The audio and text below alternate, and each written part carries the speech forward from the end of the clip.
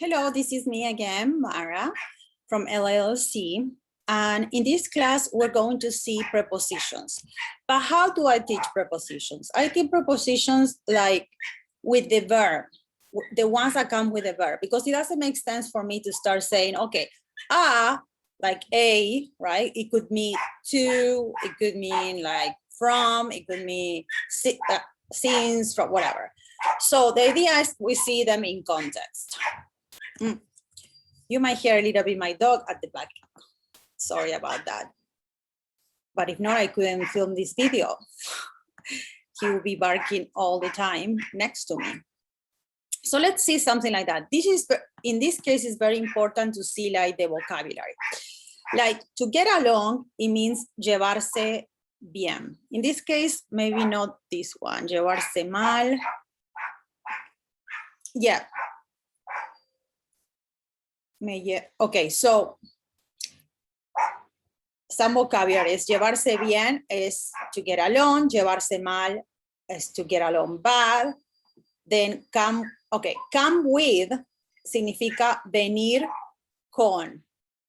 Okay, venir con.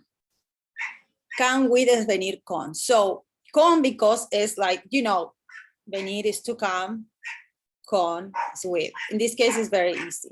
But then come from is venir de, okay? Venir de. And yes, in most of the cases, like de could mean from, and con is with, okay? Let's see with this verb. To have a good time is pasarla bien o mal. These many Spanish learners confuse pasarla mal or bien with to have a good time, right? It means to have a good time, but you don't say to pasar un buen tiempo. That doesn't exist, okay? Pasar un buen tiempo doesn't exist. So what we say, yes, is to have a good time. So let me see if I created a file. No, I'm gonna create a new one for notes. So, but how you use pasarla bien? That's the tricky part. So, and it's an important verb or explanation, right? So, pasarla bien o pasarla mal. Pasarla mal. So, pasarla bien o mal is you always use it with la. This expression, la. In Spain, is lo pasé bien. I know it doesn't have like any sense, just have to add la, and then you always put it in the first, in the third person. In la paso, depending on the person, sorry. So you could be yo, for example, yo, tú, él, nosotros, y ellos. So, por ejemplo, yo la paso bien in the present tense, tú la pasas, él la pasa, nosotros la pasamos y ellos la pasan, ¿sí? So, por ejemplo, yo la paso bien or mal, and always had to be yo. I mean, always had to be la, sorry. Always you have to include la. So,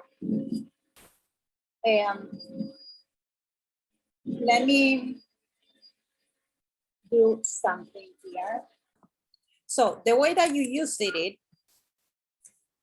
is in this part. So you see, I did this, but I paused the recording. So I can write pasé, pasaste, pasó, pasamos, pasaron, which is the past tense. So this means I have a good time, you have a good time, she has a good time, we have a good time, they have a good time.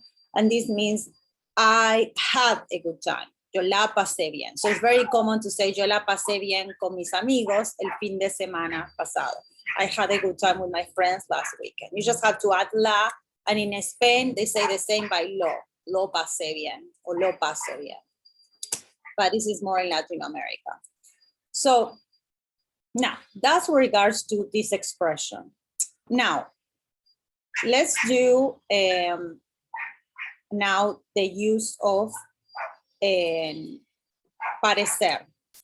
The use of parecer in here in the past tense. If you saw previous of my classes, we saw the use of parecer, but in the case, you can use also the use of parecer in past tense. So, por ejemplo, a mí me pareció, I thought, a mí me pareció que fue una buena película. So, I thought, it seemed to me, it seemed in the past tense, but meaning it means I thought that it was a good movie.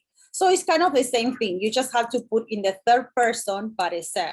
A mí me pareció, a ti te pareció, a él le pareció. It's the same use. You just have to put it in the past tense. And this is what we are seeing in this chart. Okay? So now we're going. Okay, so we are going to see then the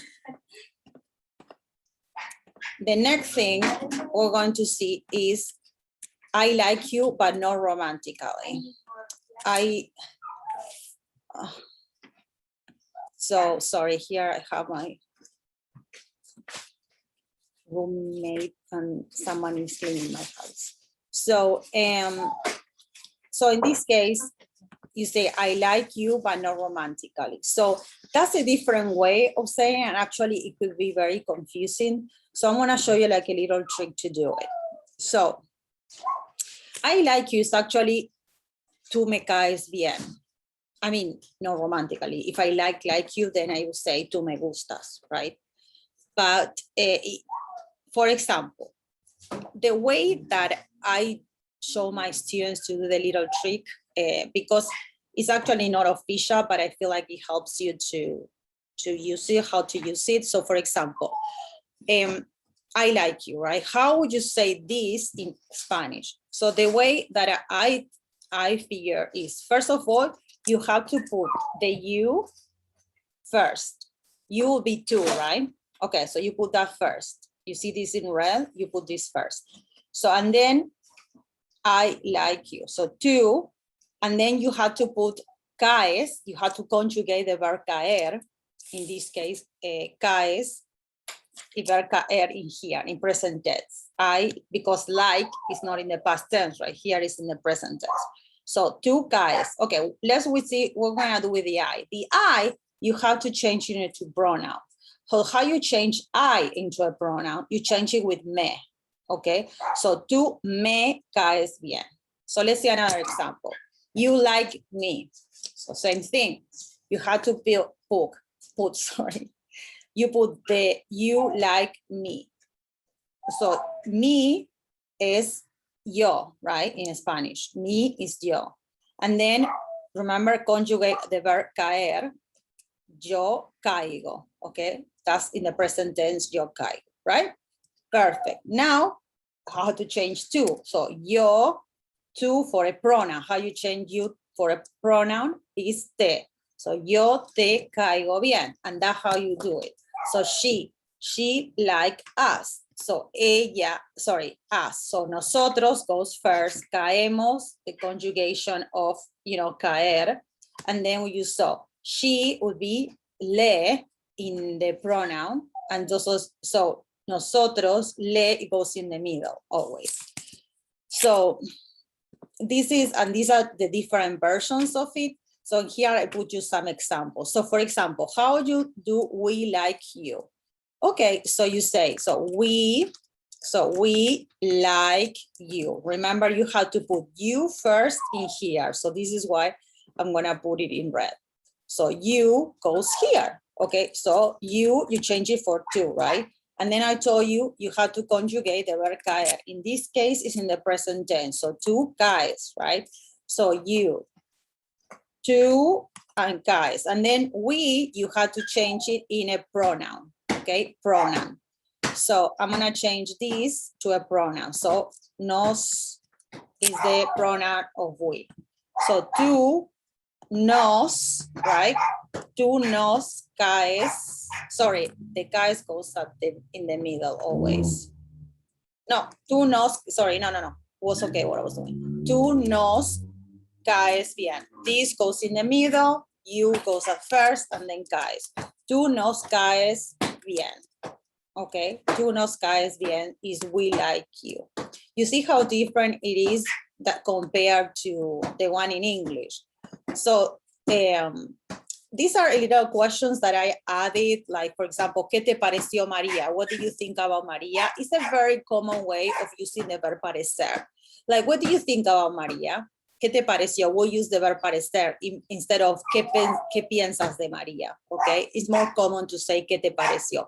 So, and then you say, bien, me cayó bien. I like her, you see? Ella me cayó bien.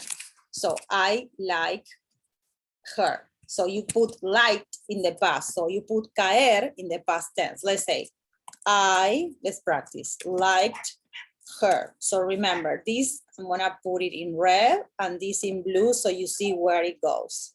So this goes first, her, so will be she, will be ella, right?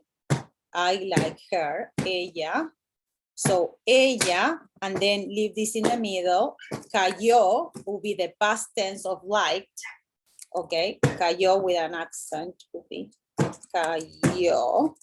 So ella, and then I. So I, the pronoun of I is me. So ella me cayó bien. You see?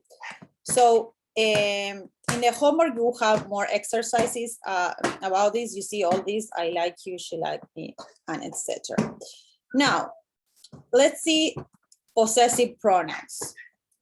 In the possessive pronouns, so in this case, and you have, for example, the toys, los juguetes son míos. Sorry, at the beginning of this class, I say we're going to see the prepositions, but I meant pronouns. And the possessive pronouns and some expressions, okay? So, in the possessive pronouns is very easy. Like, for example, let's practice with this. Los juguetes son míos, meaning the toys are mine. So, míos. El juguete es mío, the toy is mine, and mi juguete, my toy. These are different ways of saying the same thing. So, la televisión es mía, the TV is mine, and las televisiones son mías because it's in plural. Here are like little exercise, like to learn about it, but here I did kind of a summary, right? So you say me for my, and then after that you had to put the noun. Okay, so me for my, so mi perro, tu gato. You see, su is for her, his, or you formal in here, sorry, you formal. So, and then nuestro is su. So, su is there, or he, her, or his, or usted, you formal. So, mi perro, tu perro, su gato, nuestro gato. And then if you want to put it plural, you just put the S, you see? And then in here, you have a summary, but with the other version of saying, when you use it with a verb before it, you see, son es, the verb to be. Por ejemplo, el perro es mío, is mine. The same is in English, but you use another one. You use mine instead of my. So, el perro es mío, el perro es tuyo, el perro es nuestro, el perro es suyo, okay? So then, you have the other type of pronouns, demonstrativos, that is also very easy once you learn what they mean, but they all like to put like fancy names, right? So, pronombre demostrativo, por ejemplo, en aquí o acá means here. So, aquí o acá. I use acá more. In Argentina, it's more acá que aquí.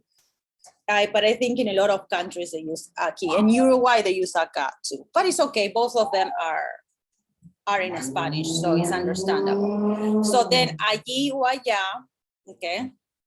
And then you have allá means over there. Y allí means there. So it's aquí o acá, right here. Allí o allá in the middle. The over there is farther, allí o allá, okay? Then you have the other ones that when you use with an object. For example, esta botella, this bottle, esta botella in the middle, y aquellas botellas farther away. In English, you don't have that differentiation between how far something is from the other, but in the middle one, we say ese, and in farther one, we say aquella. For example, the birds, right? Aquellos pájaros, they're far away, right? Those birds. So it's this, that, or those. That or those, okay? Then here you have some role plays that you can actually practice with a language partner, where you need to go to, you're going to a wedding, and I give you different examples that you need to buy clothes for a wedding, and then I give you some vocabulary where you can use it. You see the vocabulary, you will find it in the actual class, and with the clothes in the actual class. No, you see there's a ropa, you have to use this vocabulary. So for example, the role play is about like you want to buy clothes for a wedding. So I give you different like options. So let's see this one. No, this is more for men. And then here, let's say, yeah. So you're in a store, right? And then in Spanish, so for example, hola, ¿en qué lo puedo ayudar? Sí, yo necesito ir a una boda y perdí mis maletas, I lost my luggage, y necesito comprar nueva ropa. ¿Qué me recomiendas? What you recommend me? So, me gustaría ver, por ejemplo, that's kind of the point of the exercise, estos pantalones, o este vestido, o aquel, here there's more. Me gustaría ver este vestido, o ese vestido. Me gustaría ver este vestido, y me gustaría ver, por ejemplo, con, la boda es en la playa, so con estos zapatos, for example. Or aquellos lentes, right? So the idea is try to use este, ese, y aquello with this exercise, with clothes in Spanish. So you have this version in here with me. I hope this was clear. I tried to be a little bit fast. I'm sorry for the interruptions because I'm filming from my house. The cleaning lady comes, my dog is barking crazy, and my roommate is also here, so sorry about all the mess. But I hope still was helpful, and if you have any questions, you can post a comment. And for my students, you have all the info, so you can start working, self-studying, or you can ask me those questions to me or to all the teachers that we work with. And thank you so much, and have a great day. Bye-bye.